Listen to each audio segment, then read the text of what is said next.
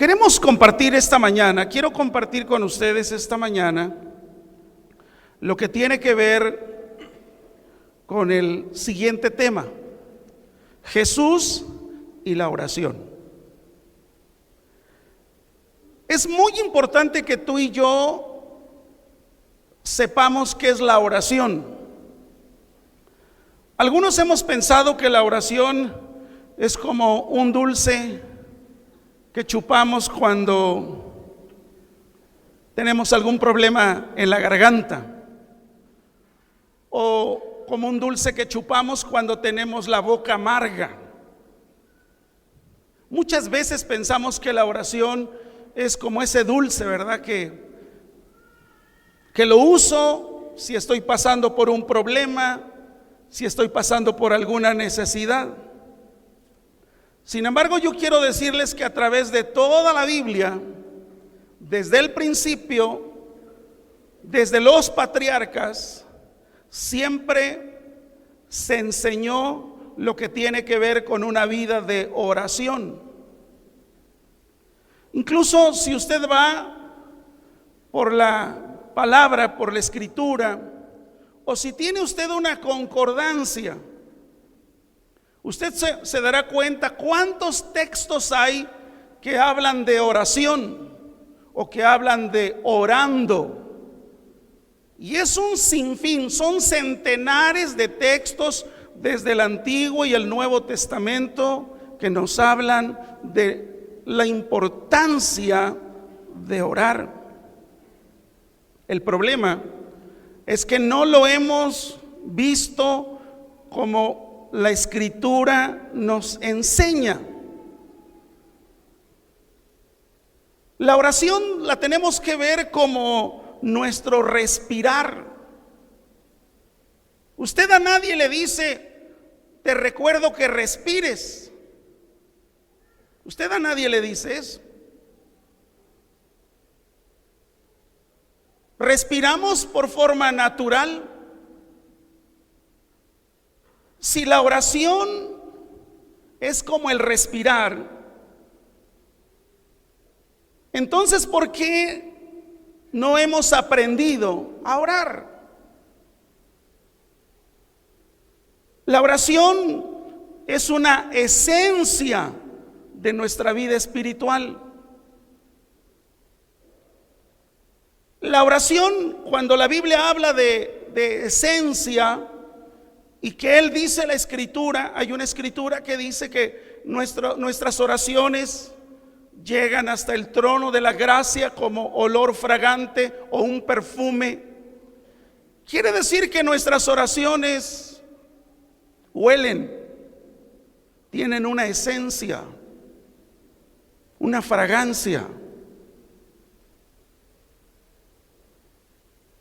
Algunas veces habemos personas que tenemos una transpiración muy fuerte, y muchas veces esa transpiración tan fuerte no alcanza a que el desodorante de la mañana nos alcance para todo el día, porque su transpiración es muy fuerte.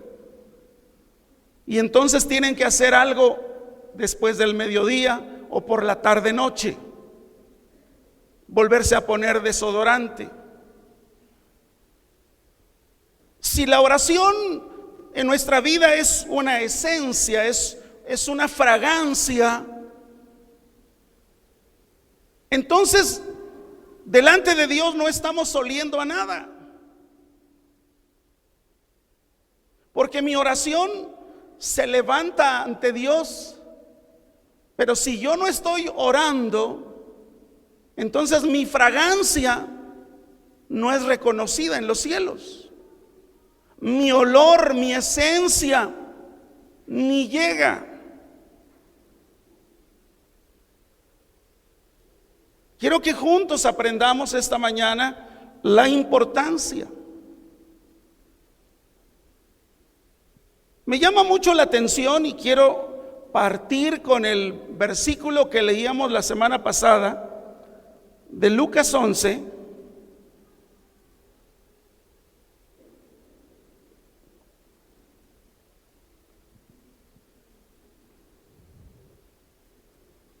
Versículo 1.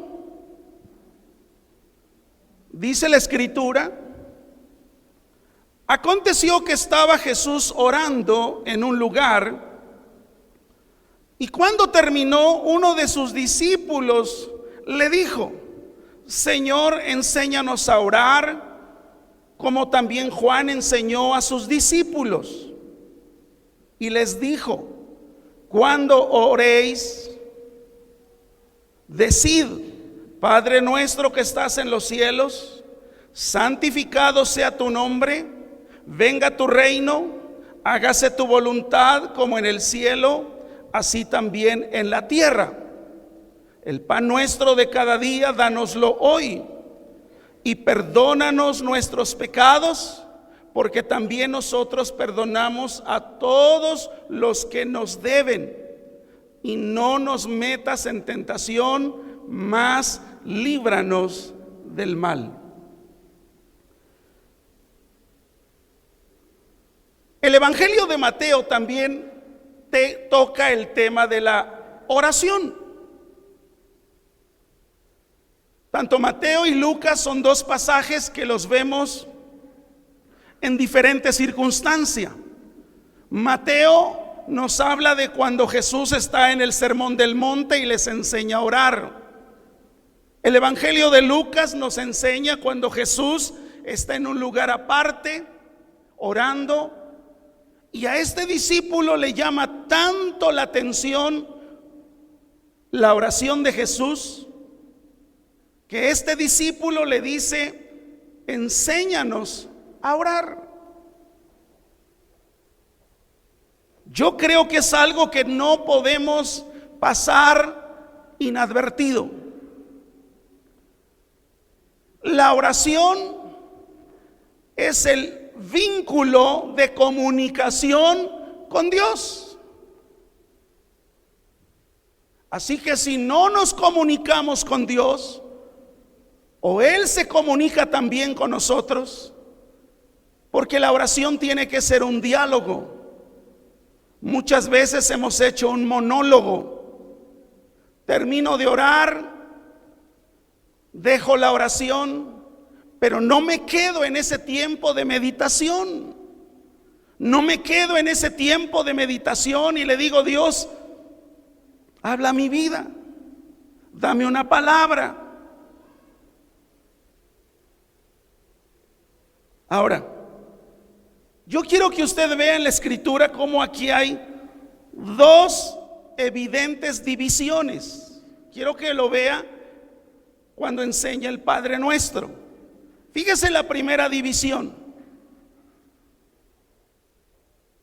Lo primero es que se centra en Dios usando un pronombre. Y vea usted el pronombre, dice: venga tu reino. Y otra vez vuelve a usar el pronombre: hágase tu voluntad. No es algo que yo puedo manejar. No es algo que yo puedo hacer a mi antojo. Porque ahí hay algo que Él divide y que es acerca de Él. Lo segundo, y que tiene que ver con el hombre, y vea usted cómo ahora habla y nos dice: danos hoy nuestro pan cotidiano, perdona nuestros pecados, no nos metas o no nos dejes caer en tentación.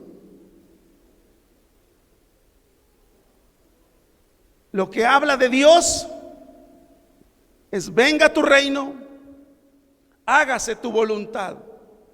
Lo que habla del hombre: danos hoy nuestro pan, no nos dejes caer en tentación. Eso habla del hombre. Ahora, hay algo que tú y yo tenemos que entender bien en muchos sentidos.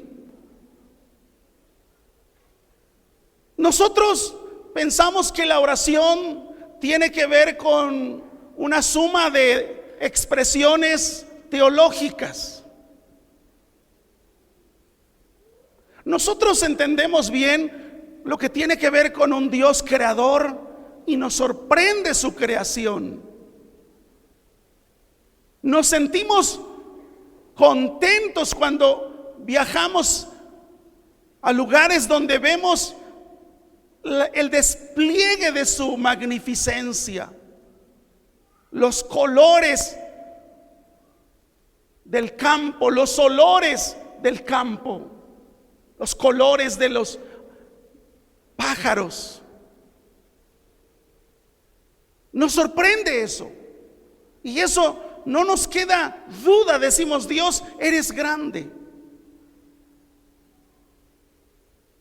Sabemos que Dios es todopoderoso porque Él hace lo que Él quiere, como Él lo quiere. Y nos sentimos contentos de tener un Dios todopoderoso. Es más, nos alegramos cuando sabemos que Dios es omnipresente, que Él está en todo lugar. Así como está con nosotros, está en el otro extremo del mundo. Eso no nos queda duda y decimos: gracias, Dios, porque te tenemos a ti como Dios fuerte, Dios grande, Dios poderoso. Pero escúcheme, por favor, con atención. Cuando Jesús les dijo, cuando surgió la idea, y por eso quise insistir en esto, porque cuando el discípulo le dijo: enséñanos a orar, es algo que tú y yo tenemos que aprender. Y lo primero que tenemos que aprender es la primera expresión que Jesús dijo ahí: Padre nuestro. ¿Quién le puede decir Padre? Solo alguien que es hijo, alguien que es nacido de nuevo. Fíjese cómo no dijo el Dios todopoderoso, el Dios omnipresente, el Dios omnipotente. No refirió a esos nombres teológicos de Dios. No, la oración en su principio tiene esas dos primeras palabras: Padre nuestro.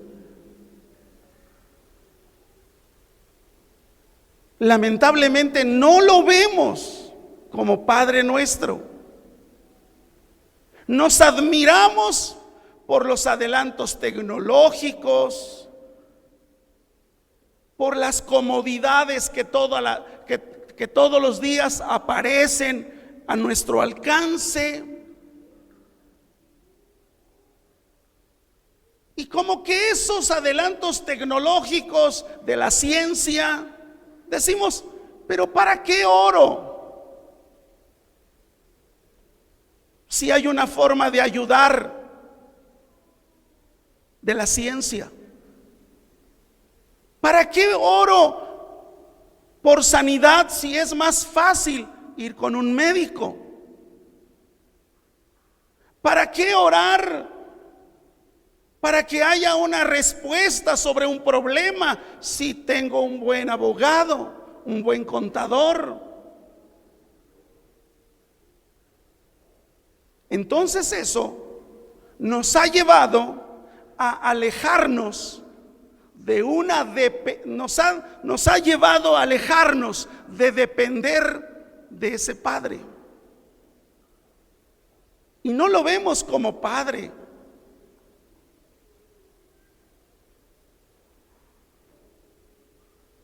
Muchas veces incluso lo que tiene que ver con la ciencia, con la tecnología, nos sorprende tanto que la exaltamos.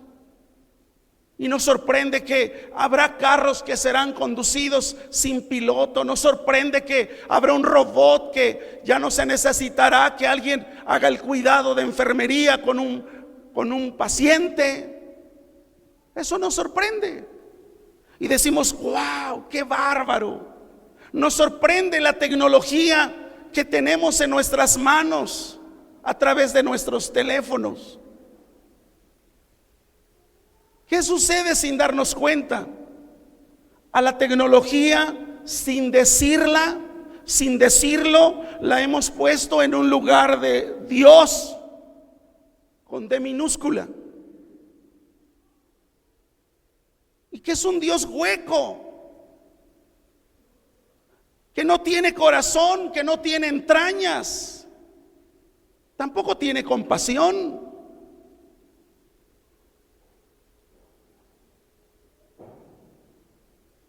Entonces nosotros tenemos que ver que si bien es cierto la tecnología y la ciencia ha sido un adelanto, no tenemos que perder de vista cuando Jesús dijo, Padre nuestro.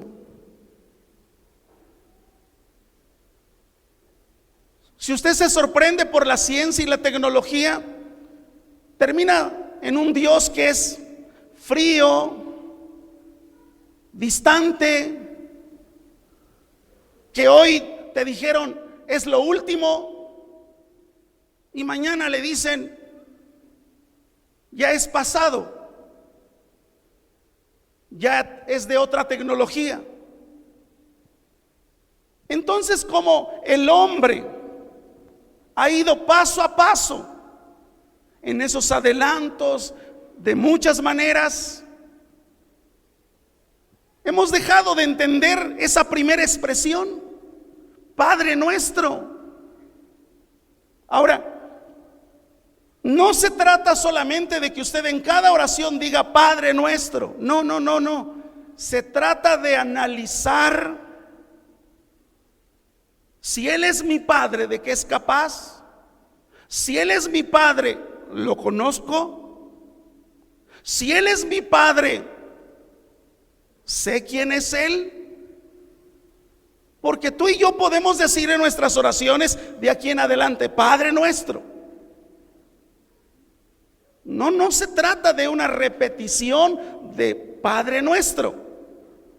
No, se trata de que tú y yo sepamos quién es Él. La oración no es para hablar con el Dios creador que nos ha sorprendido. No es para hablar con el Dios todopoderoso, el Dios omnipresente, el omnipotente. No es, la oración no es un diálogo teológico. La oración es con el Padre nuestro. ¿Cuándo lo entendemos? Cuando entendemos que somos hijos. ¿Cuándo lo entendemos? Cuando hemos nacido de nuevo. ¿Cuándo lo entendemos? Cuando reconocemos total dependencia en Él. Y entonces empezamos a preguntarle todo a papá, porque es nuestro Padre. Hoy desafortunadamente, hasta el término papá, algunos, no sé quién los nombró, no sé cómo los nombraron, pero llamados apóstoles. He oído que sus seguidores o la gente que está ahí les dice papá. ¡Qué aberración! Cuando Dios lo dice en otra palabra, no llaméis a nadie Padre.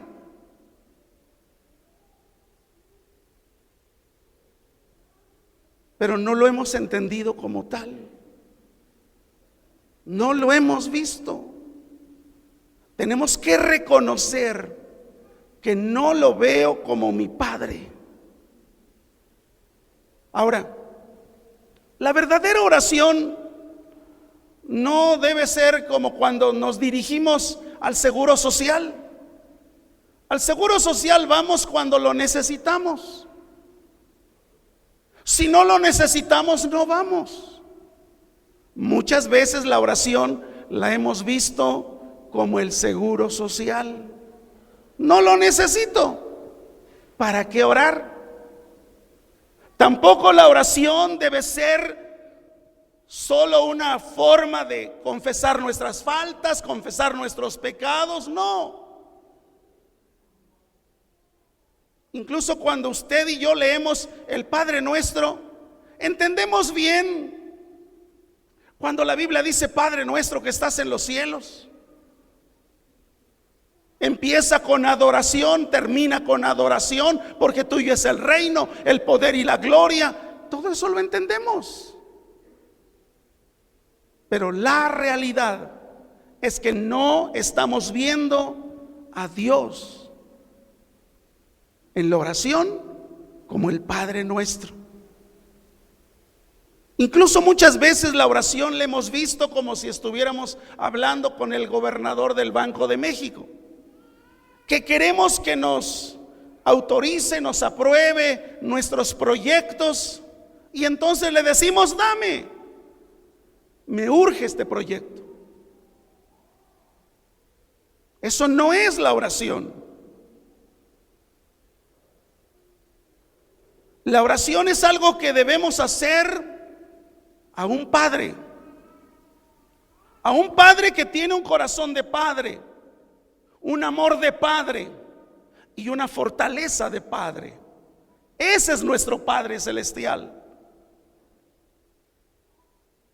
Entonces debemos escucharle, debemos acudir ante Él como hijos, con la confianza, con la sencillez y con la absoluta seriedad de un niño que se acerca a su padre. Porque el niño, la niña sabe que su padre es fuerte, que su padre es amoroso, que su padre tiene un corazón grande.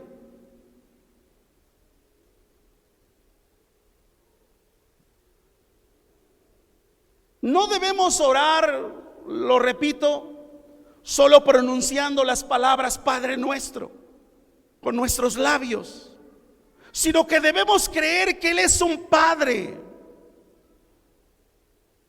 y que como Padre Él quiere actuar en nuestras vidas, en esa confianza de esa relación de hijo, padre, padre, hijo.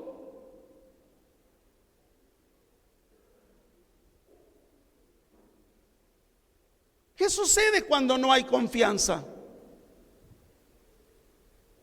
¿Usted cree que si no tiene confianza, usted le pediría? No. ¿Por qué muchas veces al Padre Nuestro no nos hemos acercado en esa confianza? Porque no hemos cultivado esa relación de padre, hijo, hijo, padre. Imagínese que un día mis hijas me reciben en casa y me dicen: oh gran y terrible pastor de la iglesia La Hacienda del Pueblo, bienvenido a casa.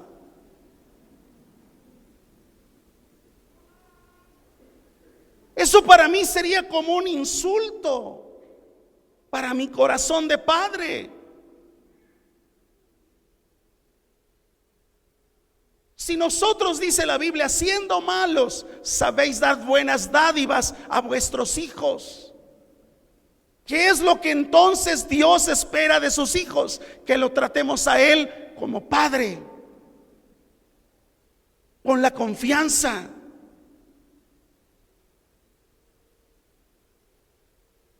Si algo no me piden mis hijas y lo consiguen por otro lado, el corazón mío se va a doler, porque yo les diría: pero soy su padre.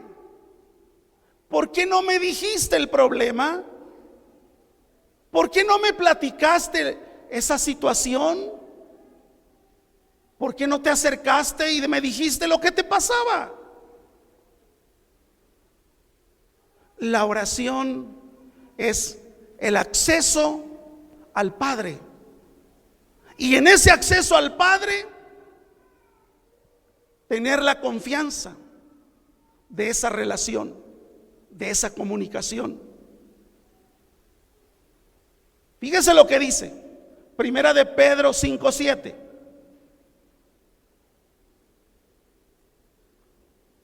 Primera de Pedro 5:7.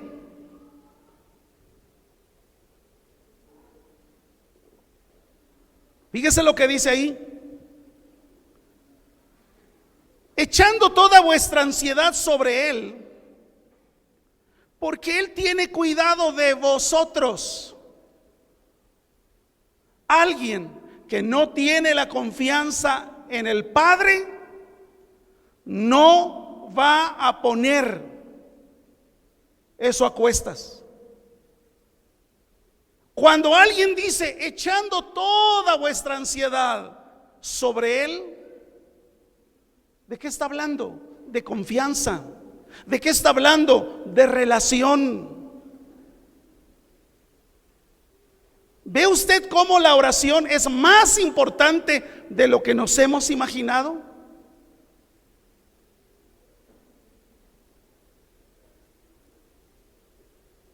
La Biblia dice: orad sin cesar. Nunca dice cantar sin cesar. A ver, ¿está mal que cante? No. Cada punto tiene su importancia en el esquema bíblico. No hay un pasaje donde el cantar provoque lo que la oración provoca. Estúdielo, chéquelo en la palabra, vea cuántas veces la Escritura habla de orar. Así que gracias a Dios por la alabanza, por la adoración. Nos unimos esta mañana en el canto.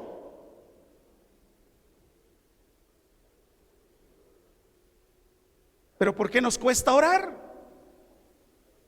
Porque no hemos visto al Dios como Padre nuestro. No tenemos la confianza.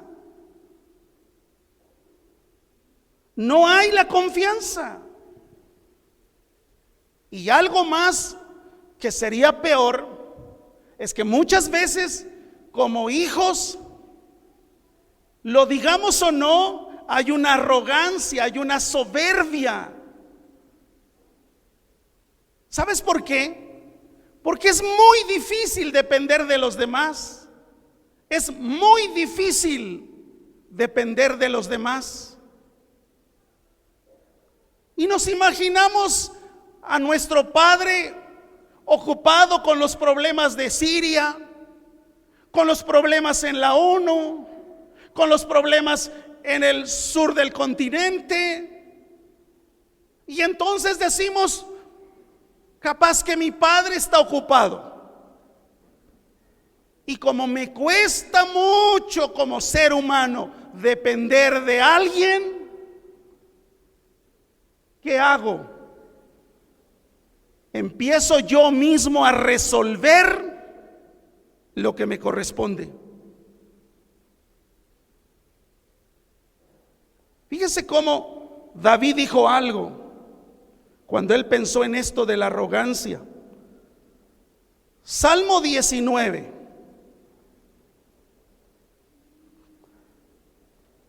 Salmo 19:13.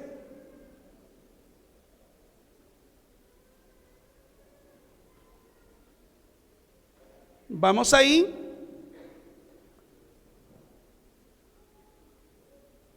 Dice el versículo 13.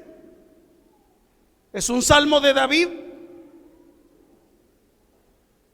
Dice: preserva también a tu siervo. Fíjense, era alguien que servía, era alguien usado por Dios,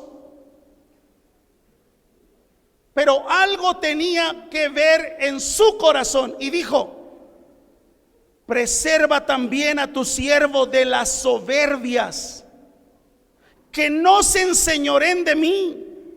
Entonces seré íntegro y estaré limpio de gran revelación.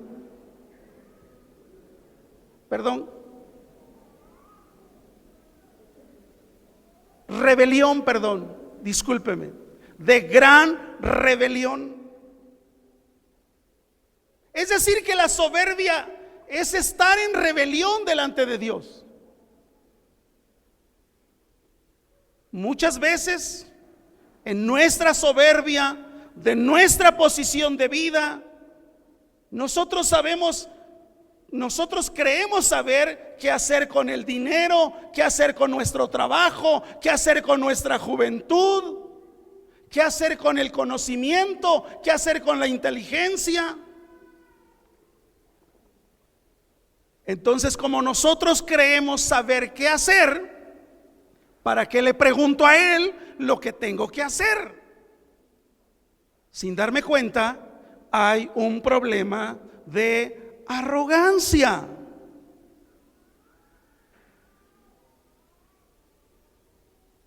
Fíjese lo que dice Pablo a los romanos. Romanos 11. Nada podemos hacer por nuestra cuenta. Tenemos que entender que cuando Él habló del Padre Nuestro, no era una oración para hacerla de vez en cuando. Dice Romanos 11:36: porque de Él, y para Él, y por Él son todas las cosas. Fíjese, repito: porque de Él, y por Él, y para Él son todas las cosas. Así que no hay nada, absolutamente nada, que digamos lo logré porque soy muy inteligente, porque soy muy trabajador. Si entiendes lo que tiene que ver con nuestro Padre, entonces toda la dependencia y toda nuestra gratitud debe ser para Él. El problema, ¿sabe cuál ha sido? Que el humanismo nos ha enseñado o ha filtrado, porque enseñado, creo que desde los púlpitos, o cuando menos pensando en hemos tratado de ser conviccionados por la palabra. Pero el humanismo nos dice que nosotros mismos lo podemos lograr, y que y las frases o los pensamientos que muchas veces se han usado es como: tú eres el arquitecto de tu propio destino, confía en ti mismo para seguir tus objetivos. Si el mundo entero te abandona, recuerda que siempre te tienes a ti mismo. Aún la misma visita de este señor Dalai Lama, usted verá los medios y el seguimiento que le darán, porque no es otra cosa más que humanismo envuelto en un celofán de algo que parece ser como un ser superior no definido, pero no es el Dios de la Biblia.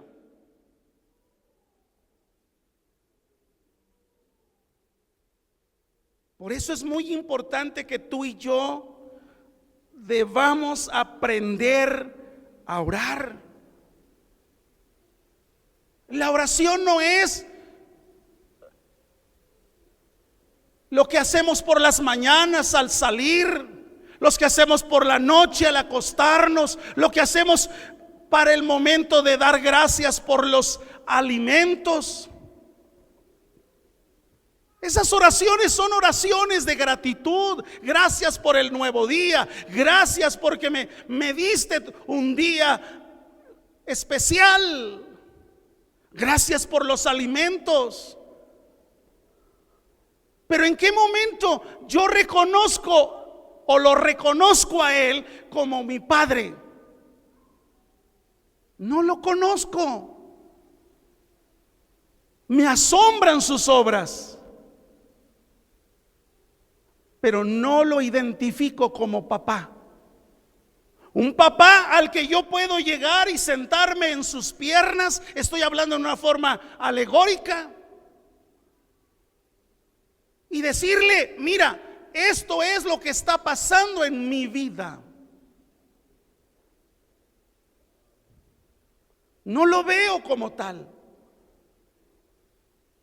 El segundo problema en la oración que Jesús enseñó, hay algo que también quiero entresacarla del Padre Nuestro.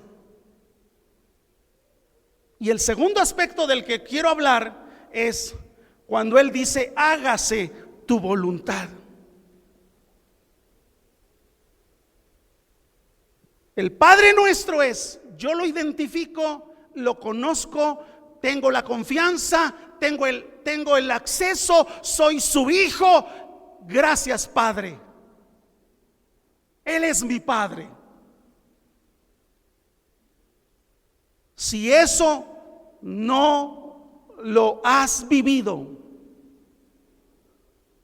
por eso solucionas por todos los medios posibles tu andar, tu caminar de tu vida, pero no conforme a los lineamientos del Padre.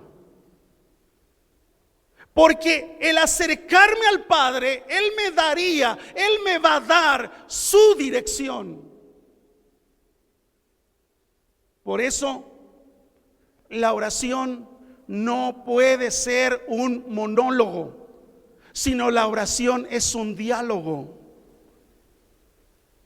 Si ya hablé, debo guardar silencio, debo esperar en silencio, debo decirle en mi espíritu: te necesito, Padre. Sin ti soy el hijo huérfano. Y ese ha sido el problema del mundo, que ha crecido huérfano porque no lo ha querido reconocer como Padre. Se ha encerrado en sus adelantos, se ha encerrado en sus filosofías y no ha querido saber quién es el Padre. Pero cuando tú y yo sabemos quién es nuestro Padre, toda nuestra dependencia está en ese Padre. Amén. Si no tienes la confianza, es porque no ha habido el acercamiento. Ahora, entremos al hágase tu voluntad. Ese hágase tu voluntad nos habla de renunciar a nuestra voluntad. Y yo creo que esa es una de las expresiones que nos hace convertirnos en hipócritas inmediatamente. Porque cuando nosotros le decimos hágase tu voluntad, en cuanto cerramos la oración, la verdad es que sigo haciendo mi voluntad. Si yo le estoy diciendo hágase tu voluntad, ¿por qué yo estoy solucionando? ¿Por qué yo estoy avanzando sin esperar lo que Él me dice. ¿Cuántas veces el noviazgo de alguien nunca se pensó en un hágase tu voluntad, sino simplemente me gustó, me agradó, pienso que sí, pienso que como que sí? Lógicamente, cuando avanzamos en ese noviazgo, ¿qué es lo que hacemos? Queremos que Dios nos autorice lo que no le preguntamos.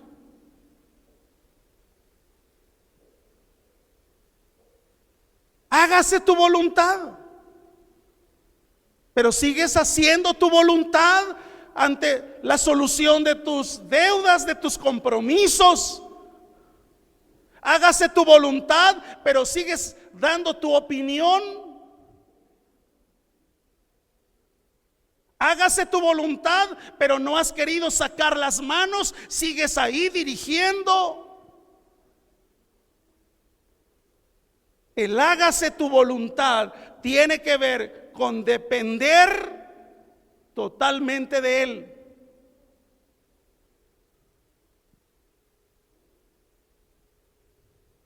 Cuando decimos hágase tu voluntad, estamos diciendo en oración que toda mi vida sea fuente de deleite para ti. Hágase tu voluntad. Eso David lo hablaba y lo decía, hágase tu voluntad. Y él entendía la voluntad de Dios y esperaba a que Dios hablara a su vida. Yo creo que hay cosas en nuestro corazón que se han convertido en un monopolio y que necesitamos que el Espíritu Santo deshaga esos monopolios para que realmente nuestra voluntad se baje y suba al gobierno de nuestra vida su voluntad. ¿Por qué decimos hágase tu voluntad? Si hiciéramos su voluntad, Santiago no hubiera escrito esto. Mire, Santiago 4:3.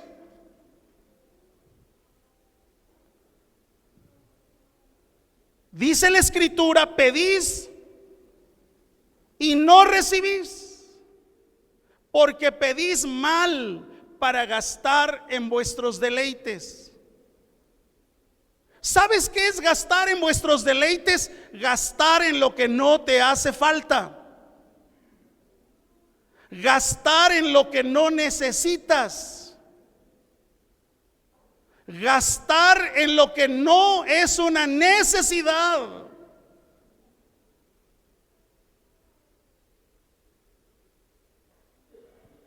Cuando entendemos la relación del Padre nuestro o de nuestro Padre, porque Él es nuestro Padre, entonces sabemos y conocemos su corazón. Y su corazón me lo muestra aquí en esta palabra. Su palpitar, su voluntad está aquí. Entonces, como su hijo, conozco su voluntad a través de su palabra. Algunos han dicho que Dios está trayendo nueva revelación. Lo que sí dice la Biblia es que la revelación de Él fue dada por inspiración del Espíritu Santo, que sopló sobre esos diferentes autores o escritores, escritores, porque el autor es uno. 40 escritores o más de 40 en un periodo de 1500 o 1600 años, inspirados por el mismo autor. Entonces, cuando Santiago dijo, pedís y no recibís porque pedís mal, ¿qué estaba diciendo? Miren, es que ustedes, aunque digan hágase tu voluntad, la verdad es que no es cierto. Sí, el Padre Nuestro dice, hágase tu voluntad, pero la verdad es que yo sigo haciendo mi voluntad.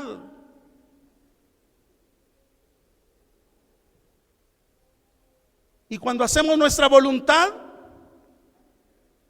pues ocultamos lo que queremos ocultar en nuestra vida laboral, en nuestra vida social, en nuestros estudios. No está la voluntad de Dios.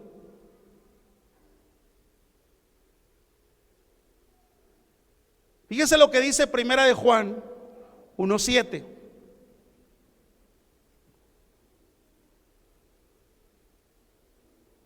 Pero si andamos en la luz, como Él está en la luz, tenemos comunión unos con otros.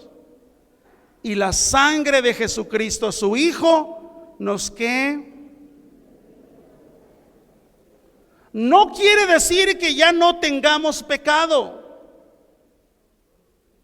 sino que Dios, que todo lo ve y que lo escudriña, en cuanto hay pecado, la misma luz en la que camino revela el pecado. Y yo mismo debo de buscar el altar del arrepentimiento, el altar de la confesión, y decirle: Padre, perdóname. ¿Por qué? Porque la luz bajo la que vivimos, bajo la que está en nuestra vida, nos hace ver inmediatamente la pequeña arruga en el vestido o la pequeña mancha en el vestuario. Y corremos. Hay una urgencia de santificar nuestras vidas, de consagrar, de decirle: Dios, es contigo, es por ti, es para ti. Señor, te prefiero a ti.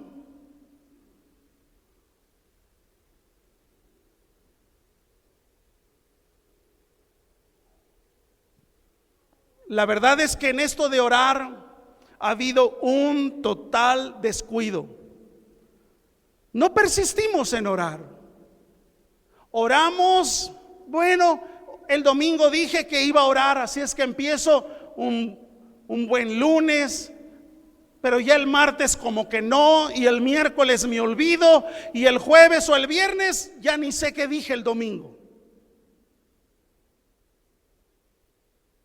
No persistimos. Persistencia. Colosenses 4:2, Pablo le dice esto a los colosenses: perseverad en la oración, velando en ella con acción de gracias. ¿Vio el término perseverar? Ese perseverar tiene tanto poder que en ese perseverar, si usted lee, por ejemplo, Lucas 18, quiero que vaya ahí. No leo toda la historia, pero yo creo que ahí hay dos cositas que sí podemos decir rápidamente. Fíjese ese perseverar, hasta dónde llega. Había una viuda que todos los días iba ante el juez injusto. No le digo más de la parábola. Lo que sí dice el versículo 1, fíjese lo que dice Lucas 18:1. También les refirió Jesús una parábola. Y fíjese la parábola: sobre la necesidad de orar siempre. ¿Y qué? Aquí hay dos acciones: o oro siempre o me desmayo. Hay gente que prefiere desmayarse porque no oró siempre. Le regreso al versículo: la necesidad de orar siempre y no desmayar. Así que hay dos cosas en las que, te guste o no, nos vamos a ver reflejados. O oramos siempre o desmayamos. ¿Qué es desmayarse? Desfallecer. Así que con esto vemos cuándo hay que orar. Orar siempre. ¿Dónde hay que orar? En el lugar secreto. Que necesitamos ser perseverantes. Escúcheme bien, amada iglesia. La Biblia habla del día malo. Querramos o no, tarde que temprano o más temprano que tarde, vendrá el día malo. Y en el día malo va a ser la suma de lo que hemos hecho en nuestra relación con Dios a través de la oración. No podrás decirle, canto mucho. No podrás decirle, sirvo mucho. No le podrás decir, toco mucho.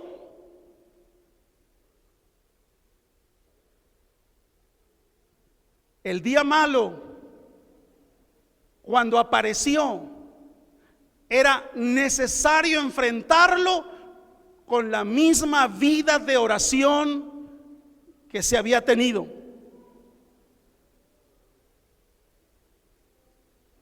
Romanos 12:12 dice así: gozosos en la esperanza, sufridos en la tribulación, pero dice ahí, constantes en la oración.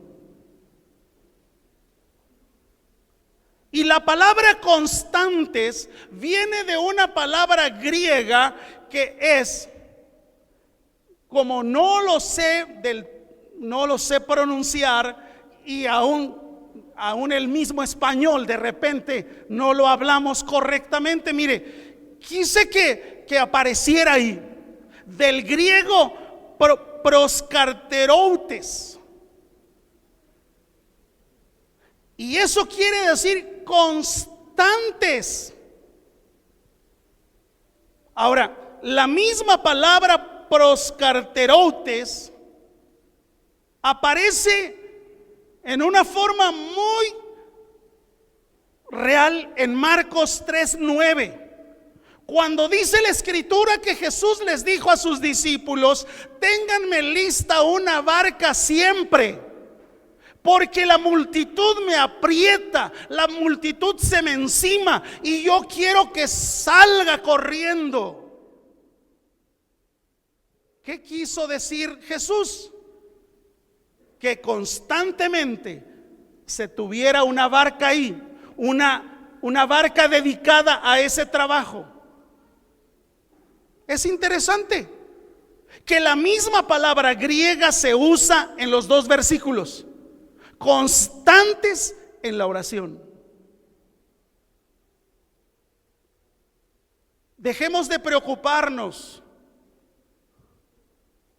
si la corbata no está bien combinada, aunque es bueno hacerlo. Dejemos de preocuparnos si tal persona no está cumpliendo en su servicio, en lo que le corresponde. Dejemos de preocuparnos por el tono correcto de tal canción, por el ensamble preciso para hacerlo. No estoy desdeñando, despreciando lo que tiene que ver con ese recurso bello de la música, no. Pero creo que muchas veces nos hemos preocupado tanto en eso, cuando la Biblia habla de constantes en la oración. No está hablando deja de trabajar, ya no esto, ya no aquello, deja de hacer el aseo de la casa. No. ¿Sabes de qué está hablando? De que en tu espíritu, en tu mente, todo el tiempo estés buscando su dirección, su voluntad, su presencia. En la Escritura no vemos una posición única de orar. Jesús en algún momento se postró. Hay otras oraciones donde se ponían de pie y clamaban. O la posición tan incómoda de Jonás en el vientre de ese gran pez. La oración constante, persistente, es oída. Mire lo que hizo la iglesia primitiva para que entendamos el balance correcto. Hechos 1:14 dice: todos estos perseveraban unánimes en oración y ruego con las mujeres y con María la madre de Jesús y con sus hermanos. Después de la ascensión de Jesús, mientras los discípulos esperaban en Jerusalén por el derramamiento del Espíritu Santo, dice ahí la Escritura, todos estos perseveraban unánimes en oración. Y vea usted Hechos 2:42, ya es después del Pentecostés. Porque en Hechos 2:1 dice: y de repente vino del cielo como un estruendo. Ahí está el derramamiento del Espíritu Santo. Pero vea usted en Hechos 2:42, ya había pasado el Pentecostés. Versículo 42 dice: y perseveraban en la doctrina de los apóstoles, en la comunión unos con otros, en el partimiento del pan y en las oraciones.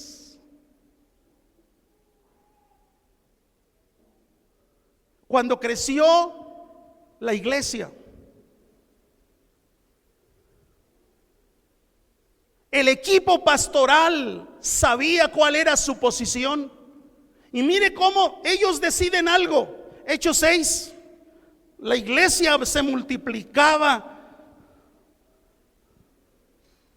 6:4, solo el 4, tratando de abreviar el tiempo. Dice: y nosotros persistiremos en la oración y en el ministerio de la palabra. Eso lo dijeron los apóstoles.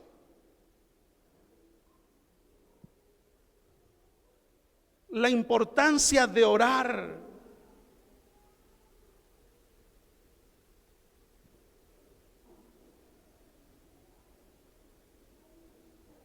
Santiago 1, versículos 6 y 8.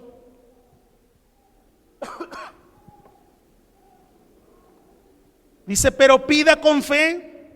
Santiago 1, 6 y 8. No dudando nada, porque el que duda es semejante a la onda del mar, que es arrastrada por el viento y echada de una parte a otra.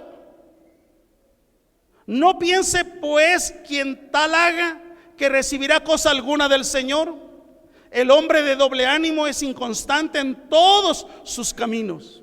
¿De qué habla esto? Que la sabiduría viene de Dios. ¿Cuántas veces nosotros tenemos una frase mal acuñada? No te preocupes, te voy a llevar en mis oraciones. Pero si no oras ni por ti.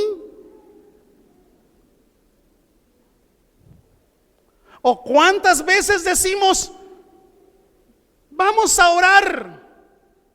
Es una frase. Escúchenme, porque aún uno está en esa batalla de orar sin cesar.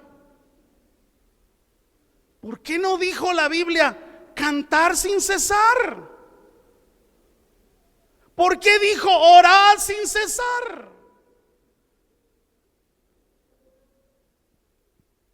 Eso para mí ha sido como una bomba en mi espíritu. ¿Sabe por qué? Porque es más fácil preparar un sermón de oración que orar. Es más fácil escribir un tema sobre la oración y ponerlo ahí en raíces que orar.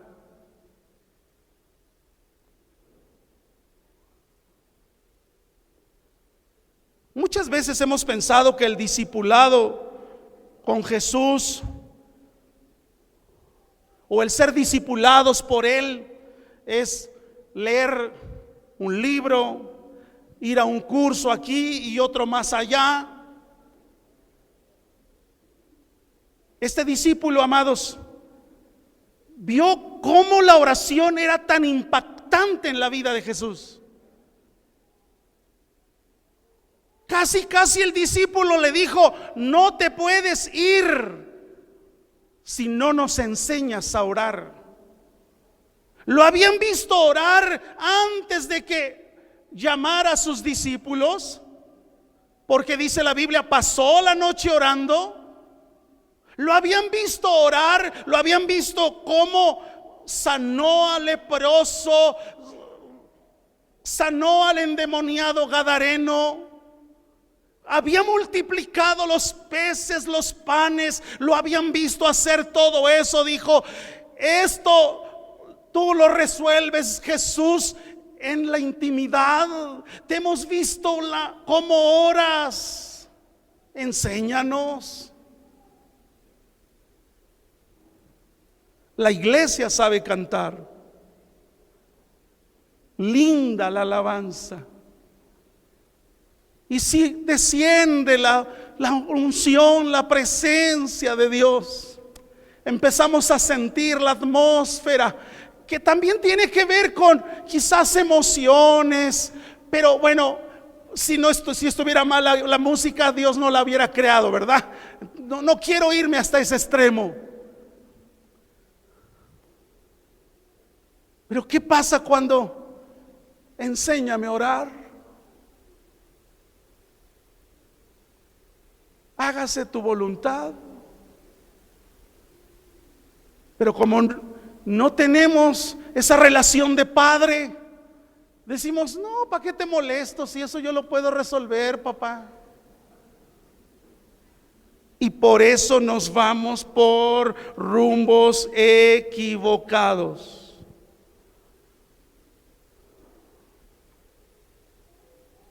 Cuando la Biblia dice orar sin cesar, no significa que todo el tiempo tengo que estar orando. Lo que Pablo enseñó ahí a la iglesia es que el espíritu de oración me llevaría a donde quiera que estuviera con una actitud de oración. Formado en la fila del banco, en mi mente orando, esperando la respuesta de un trabajo, en mi mente pidiendo su perfecta voluntad. ¿No sería más fácil que Él hiciera su voluntad en nosotros que nosotros hagamos la nuestra? El problema no lo complicamos cuando nosotros hemos hecho nuestra voluntad.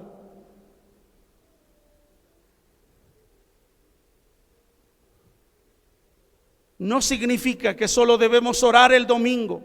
No significa que debemos orar por los alimentos. Significa que la oración debe ser algo natural en nosotros. Y si no lo hacemos, debemos de sentir la ausencia de que algo me hace falta. No me comuniqué con mi papá. Y correr, hablarle a papá: Padre nuestro. Uno mismo, cuando llega al púlpito, uno espera que lo que uno va a compartir pues le guste a la gente. Habrá cosas que cuando se dicen no están gustando, nos están incomodando, nos están inconformando. Pero cuando tú y yo vemos la palabra, decimos: algo no estamos haciendo bien.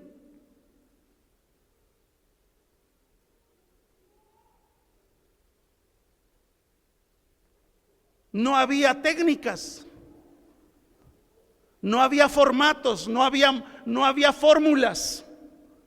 Lo único que yo veía en la escritura es, oraban, estaban en la doctrina de los apóstoles, y dice, en el partimiento del pan, en la comunión unos con otros, y al final dice ahí, y el Señor añadía que a la iglesia los que habían de ser que.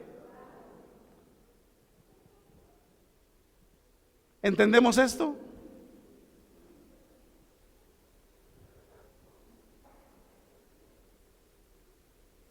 Estés donde estés,